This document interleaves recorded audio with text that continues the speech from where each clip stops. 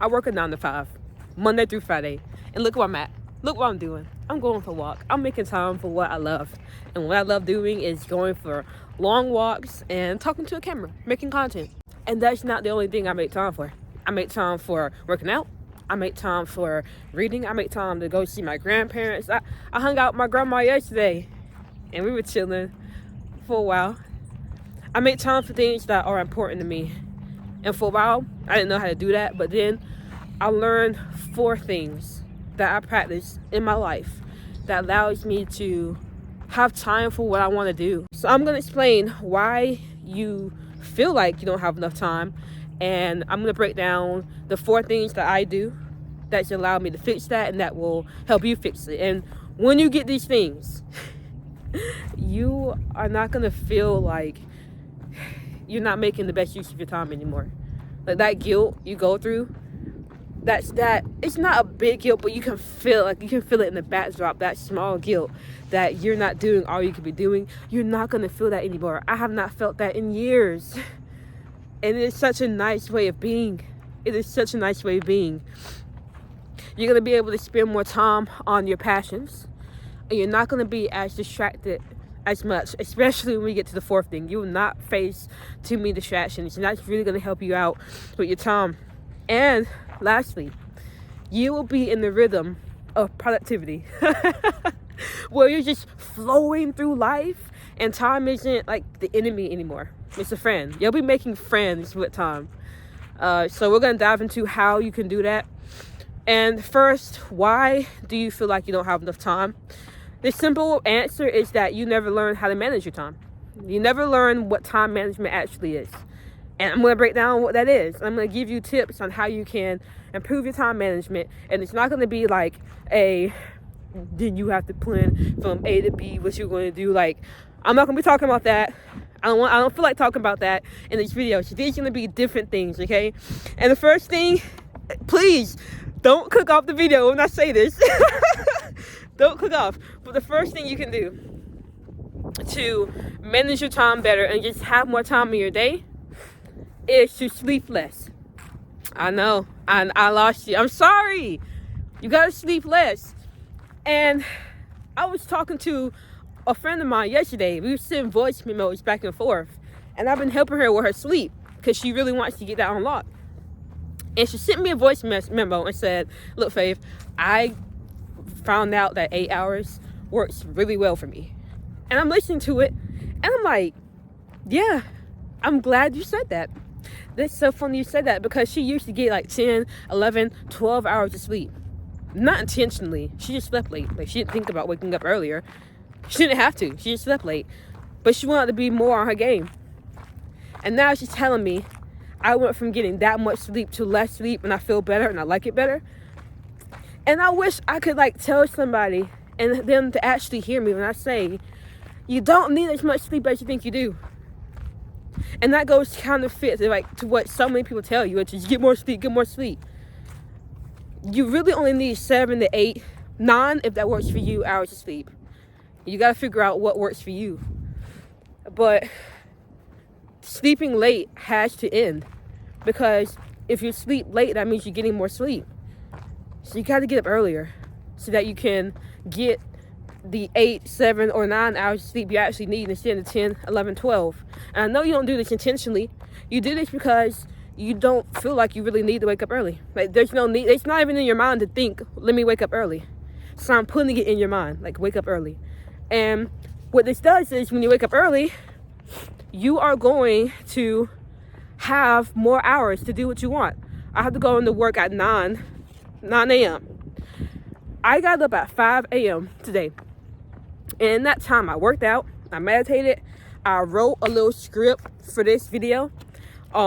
Now I'm outside and I'm walking. It is literally 7:19. I've been walking for 21 minutes now. I have so much time because I woke up at 5 a.m. And I felt good waking up because I only really need 8 hours of sleep. And I got 7 hours and 30 minutes. You know? That's why it's so important to sleep less. Now, for you, how do you sleep less? Don't just immediately start waking up early because you're not going to sustain it. I just recommend getting 30 hours less, 30 minutes less. Oh my God, imagine 30 minutes less. So what time do you normally wake up? What time is a good waking up time for you? If it's like 11 a.m., 10 a.m., 9 a.m., push it back 30 minutes, set an alarm clock, and get used to getting up earlier, and then get used to getting up 30 more minutes earlier when you get used to that. And see how you feel at different stages. Try it for 2 weeks and assess, do I feel good? Is it worse? Should I do less? Should I do more? Until you find the sweet spot that works for you. And I can go into more detail on that because there is a process of doing that I'm not going to cover here because I have other points I want to get to help you manage your time better. But actually, I'll probably make it anyway. Like, I want to talk about sleep. Sleep is really important.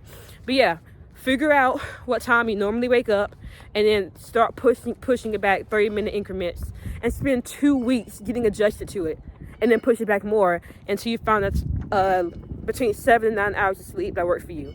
Now, I am going to make this preface. I'm going to say this. There are some people who need more sleep. And if you are that person, before you comment and tell me to die, get the sleep you need. But for most of us, 7 to 9 is a pretty good range. All right. Next thing, meal prep. meal prep. Like just yesterday, I was listening to this girl having a conversation, and I ain't mean to be listening, but like I ain't have no headphones in, so I was listening to it. Anyway, she was talking about how she didn't have time for anything. Like, she didn't even have time to eat. Like, she didn't have anything to eat and she felt bad. And as I'm listening to her, all I'm thinking is meal prep. Meal prep. It would save. Meal prep is the solution. I'm telling you, it is the solution. Because think about it. Imagine every day. I'll give a number. Okay, I'll give a number. Every day you spend 1 hour cooking and cleaning up, okay? In the morning and for dinner. So we'll say 2 hours every single day is allocated to cooking and cleaning. That means within a week, you're going to spend 14 hours of your life cooking and cleaning. Yo, as I'm going through just watching the video, I realized I kept saying cooking and cleaning for the hour. And you might be thinking, cooking and cleaning? No, I meant cooking, cleaning, and eating. Okay, so every single time you hear me say cooking and cleaning, just know that I'm actually meant to say that you spend this time, that hour would be spent cooking, cleaning, and eating up. Okay, back to the video. When I realized that, I'm like, well, how can I like take away from that time? How can I lower that? Meal prep. That's the solution. Cook foods that will last you for 3 to 7 days. And you need to search up meal prepping, because I'm not breaking down like how to meal prep. I'm just giving you the map. Now you got to figure out the deeper details. But meal prepping is top tier godsend, because like for me, I meal prep sweet peas, which don't take long to make, because I'm extreme. I'm gonna tell you my story, but don't think you have to do like me. You can meal prep foods you like in a different way, but I'm a different breed, I'm not gonna lie. So I eat the same thing every day. Like, I'm not gonna cap. I eat the same thing every day. I have sweet peas, scrambled eggs, and Brussels sprouts with mixed nuts. I know, crazy meal, but bear with me. It takes me about 30 minutes to cook that, and it lasts me for 3 days. It takes me 30 minutes to cook that in one day, in one sitting. That's just breakfast. And I can eat for 3 days in a row. And that saves me so much time. So now imagine, instead of spending an hour every day cooking and cleaning, you spend 30 minutes a day. So now that's really an hour if you count for dinner. And so now that 14 hours that you spend eating and cooking cuts down into 7 hours a week of you eating and cooking, which means you now have 7 hours to dedicate to what you want to do in life. Like, people don't understand how much time cooking takes up. People don't get that, but if you really start to meal prep and find things that work for you, you can get so much time back, and then you can use it for what you want to do. Like for me, the only reason I'm able to go for like an hour and walk outside is because when I get back, I'm going to have 40 minutes to go to work. When that time, I'm going to be able to eat, floss, use the bathroom, because my food is already prepared. I planned it yesterday. I'm literally just going to pop in and eat it and then go. And it's healthy. So, you can't beat that. All right, the next one. What is the next one? Let me pull out my index card. Okay. So, the third thing that I do, so, recapping. Hold on, there's your car coming. I don't want you to hear it. You're going to hear it, but... Oh, no, it's turning. I'm going to wave. I waved. What the fuck they doing, though? Oh! What? Huh? I am confusion.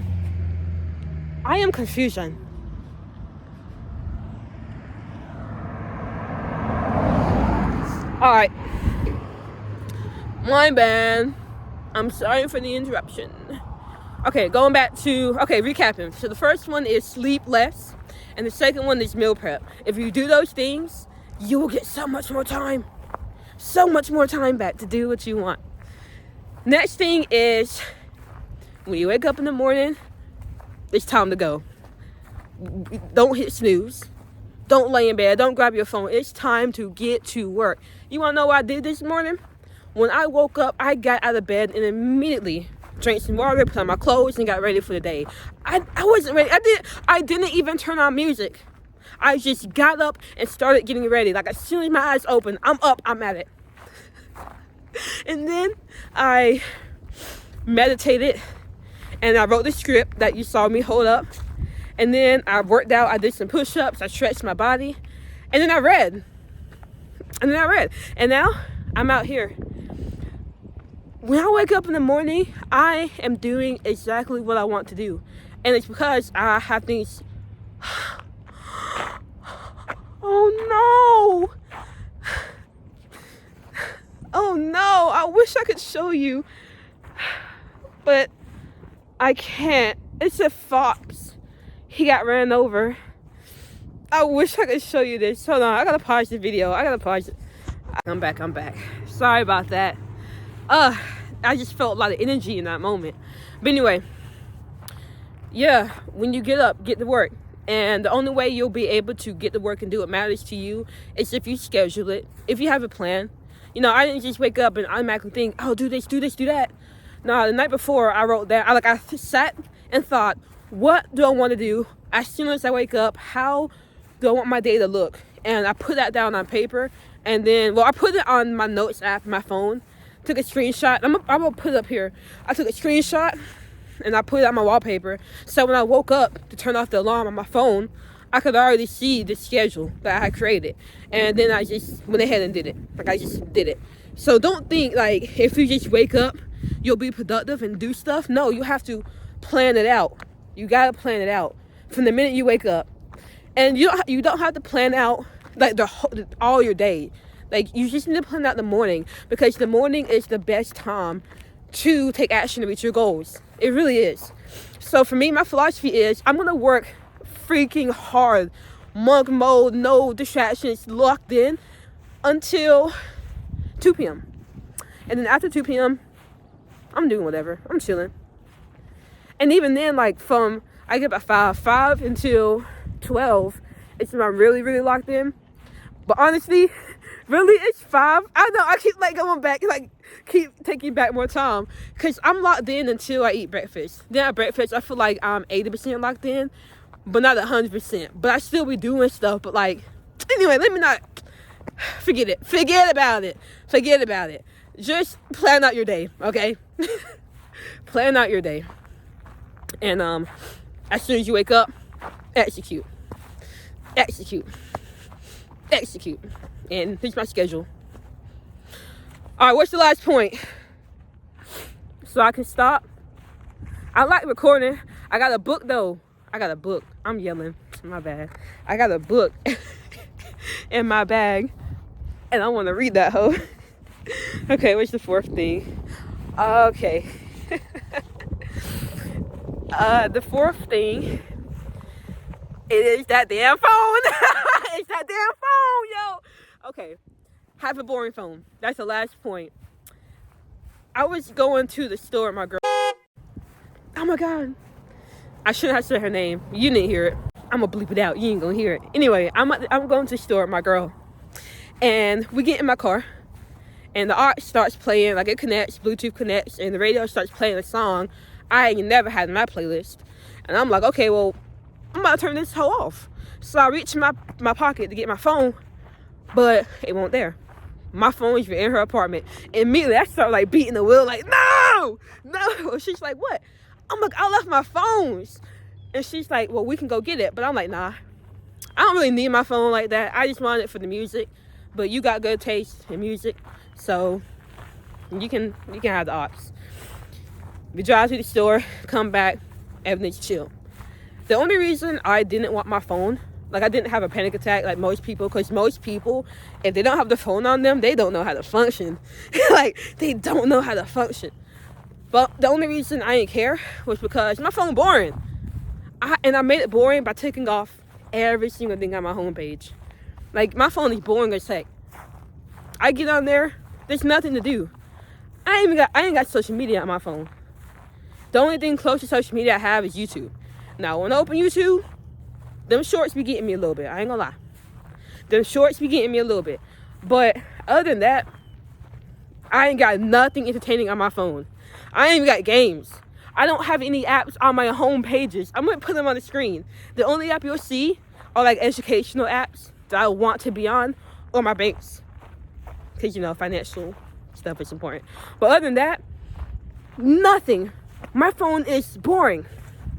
And because my phone is boring, I have no desire to really be on it. Like I told you, when I stop this video, I have a book I'm gonna read.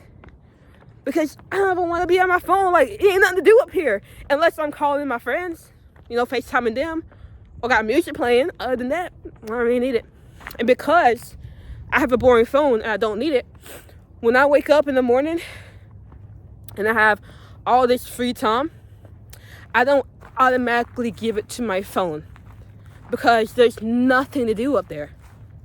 And so I'm much more driven, much more motivated to read, to walk, to make videos, to create, to do what matters to me, because I don't have a device that can automatically give me the stimulation I crave constantly. I don't have that in the phone anymore. So I have to look for it elsewhere, and I've looked for it in finding areas of life that matter to me and choosing to grow in them. And that will happen when you make your phone boring. All right, so quick little recap. Sleep less, okay? Write this down. Sleep less. Meal prep. When you wake up, be on your grind. Execute. And lastly, have a boring phone. Now I'm gonna go read my book. Bye.